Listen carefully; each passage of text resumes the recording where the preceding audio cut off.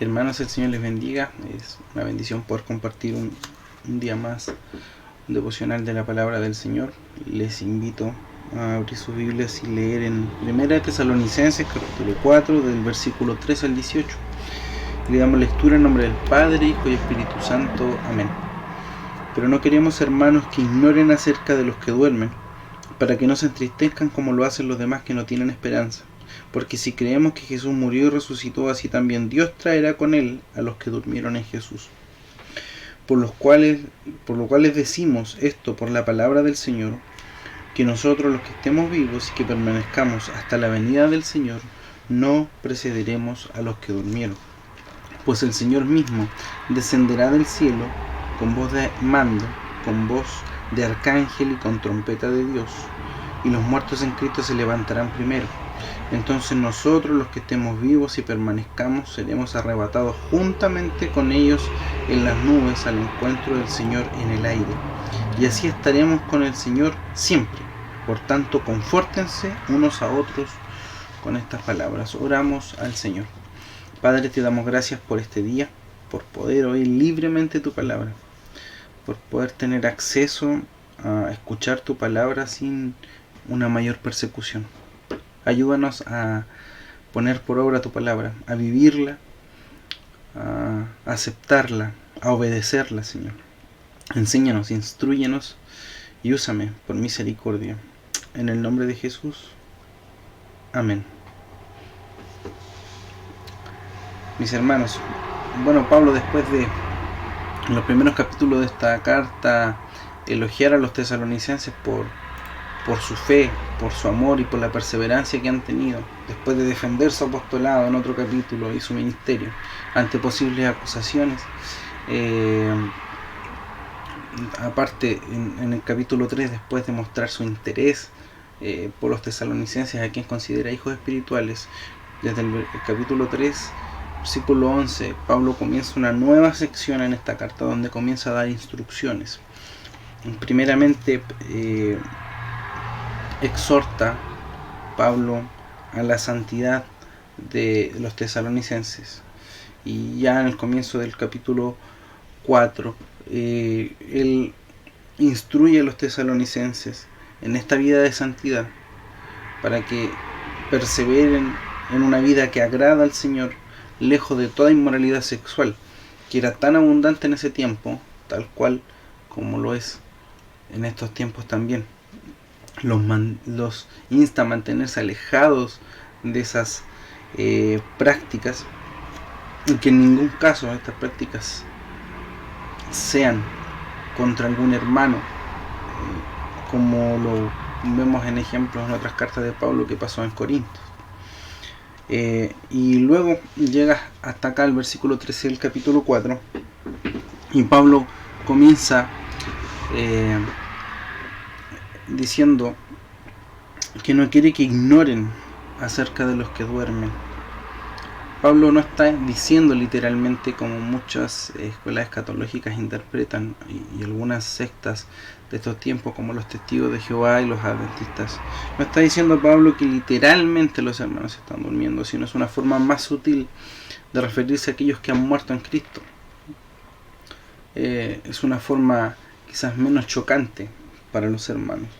Él le está diciendo a aquellos que duermen, a aquellos que han muerto, para que no se entristezcan como los que no tienen esperanza. Pablo probablemente tenía en mente que muchos de los tesalonicenses convertidos quizás aún guardaban en sus corazones algunas creencias como la de esos tiempos, donde la esperanza de vida después de la muerte era prácticamente nula, ninguna. Recordemos que para la cultura griega en ese entonces el cuerpo, la carne, todo lo material, todo lo físico era malo, y el cuerpo era la cárcel del alma. Entonces lo único que ellos sentían es que en ese momento su alma, en el último suspiro, era liberada, y podía descansar, pero no tenían una mayor esperanza que después esa alma pudiera descansar, y menos aún que el cuerpo resucitara para gozar en conjunto en esta unión psicosomática del hombre, ¿cierto? Cuerpo y alma junto a un Dios, como el cristianismo lo afirma. Entonces Pablo ante alguna posible pregunta que os llevó Timoteo o le llegó por carta a través de Timoteo, con dudas de parte de los tesalonicenses, Pablo le dice: hermanos, no queremos que ignoren esto. Nosotros sí tenemos esperanza, no como los que no conocen a Cristo, acerca de los que ya han muerto. Todos los tesalonicenses esperaban la inminente venida del Señor, pero comenzaron a morir hermanos durante ese tiempo. Entonces probablemente ellos empezaron a pensar: ¿qué va a pasar con nosotros si morimos antes? Ellos anhelaban esa venida de Cristo, pero pensaban que los que estuvieran vivos iban a alcanzar esta gloria, o posiblemente el alma de los que habían muerto iba a ser salva sin duda, pero su cuerpo iba a quedar ahí perdido, no va a ser un gozo pleno. Es contra ese pensamiento el que Pablo está enseñando y advirtiendo aquí en este versículo. Y en el versículo 14 Pablo dice: porque si creemos que Jesús murió y resucitó, así también Dios traerá con él a los que durmieron en Jesús. El apóstol comienza a entregar una nueva revelación respecto a las últimas cosas, donde recuerda que Jesús murió, pero que también resucitó. Y fácilmente se nos puede venir a la memoria la cita de Colosenses 1:18, donde dice que Jesucristo, Él es también la cabeza del cuerpo, que es la iglesia. Él es el principio y el primogénito de entre los muertos, a fin de que Él tenga la primacía en todo. Cristo murió, Cristo resucitó y fue el primero de los muchos que habremos de resucitar si morimos antes de que Cristo venga. Él aseguró esa resurrección para vida eterna, para su iglesia. Pablo dice que traerá con él, Jesucristo está diciendo en este versículo que con él traerá a aquellos que han muerto antes de su venida, y los hará volver cuando Cristo venga en las nubes a tomar sus cuerpos, los cuales al ser levantados serán transformados en cuerpos incorruptibles de gloria, y serán reunidos nuevamente con Jesucristo en las nubes. Y en el versículo ahora, hermanos, es importante notar esas nubes. No es que cuando Cristo venga va a estar nublado Dios a través de su palabra muchas veces interpreta que cuando baja su presencia, como en el Antiguo Testamento bajaba su presencia, bajaba una nube. Cuando Cristo asciende al cielo, asciende entre nubes. No es que se nubla por casualidad. Estas son las nubes de gloria que envuelven la presencia de nuestro Señor.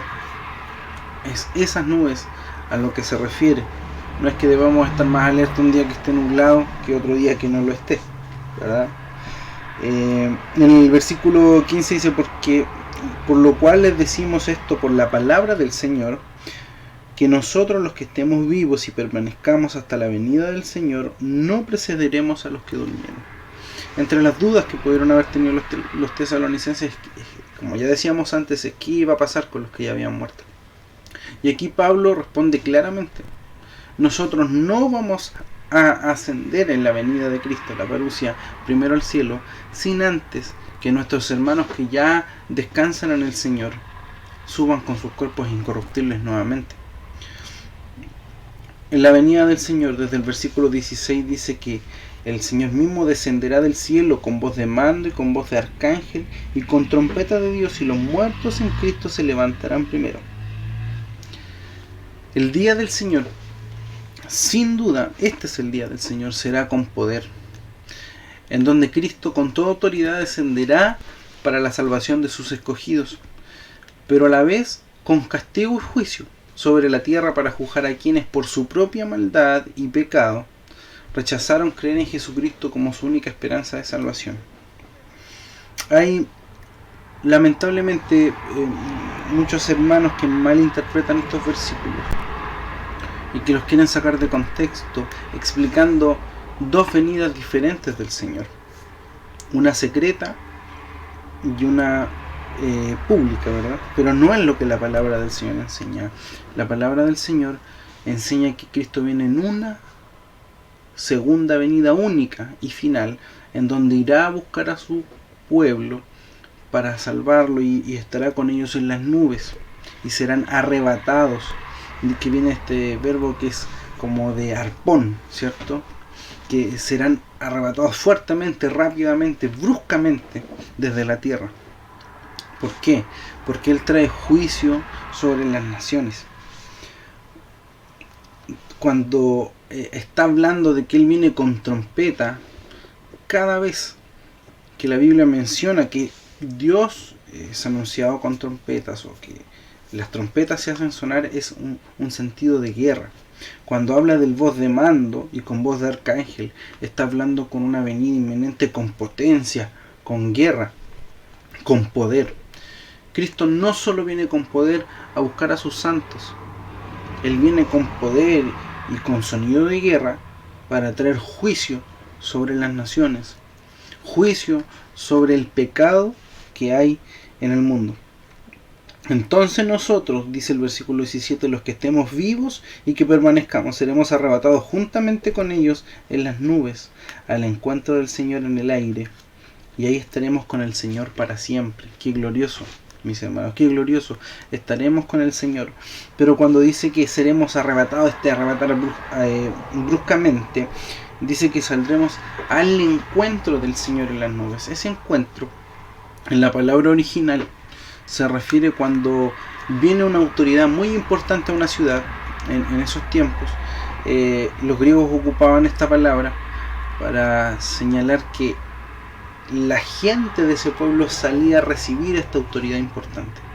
No está ocupando cualquier palabra, está diciendo viene el Señor de señores, el Rey de reyes, y este pueblo va al encuentro de este nuestro líder, de este nuestro jefe, de este nuestro Rey, nuestro Salvador, y va a reunirse con Él, va a recibirlo, porque viene llegando su amado. Ese es el sentido de ese encuentro. Más que un simple juntarse, más que nos toparemos en las nubes, es que Cristo hace a sus ángeles juntar a los santos para que los vayan a recibir en su gloriosa venida. Pero hermanos míos, ¿qué hay de todo esto?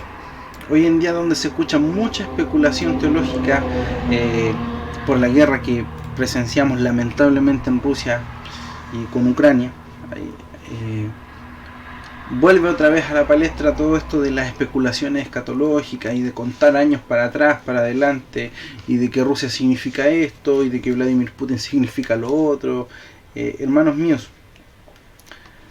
la esperanza escatológica de la Biblia, como lo dice el versículo 18, jamás es para asustar a los escogidos del Señor.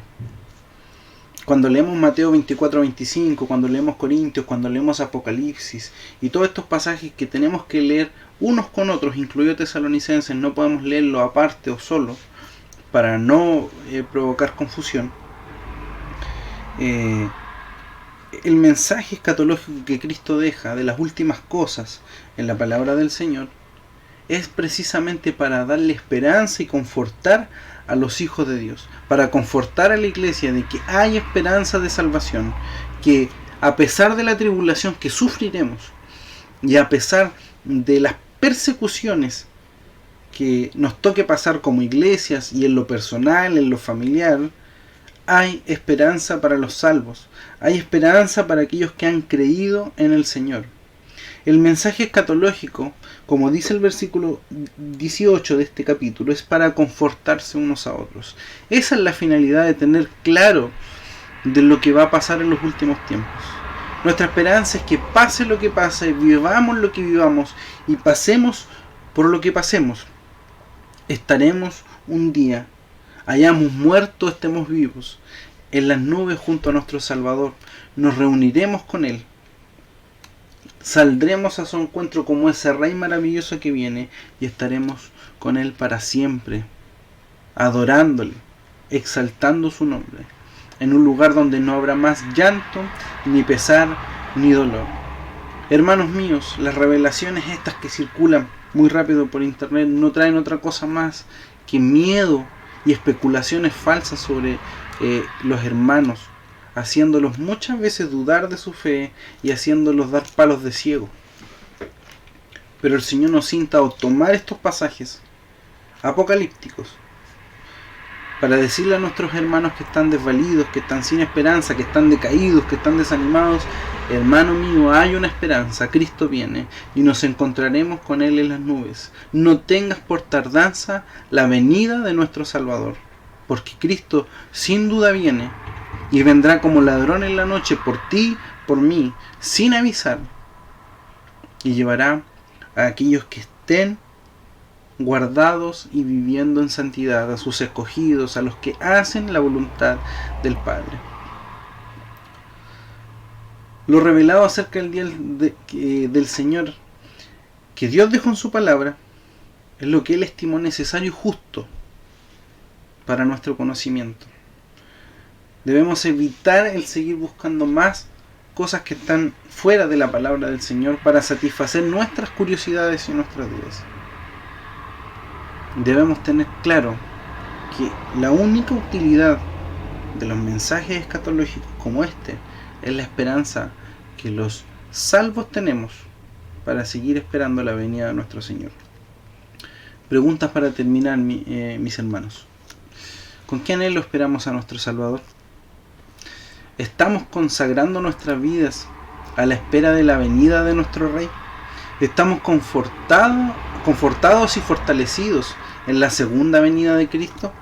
¿Estamos fortaleciendo a nuestros hermanos que han perdido fuerza y ánimo con la esperanza gloriosa de la venida de nuestro Señor Jesucristo? El Señor tenga misericordia, el Señor nos aliente y el Señor nos ayude. Dios les bendiga, mis queridos hermanos.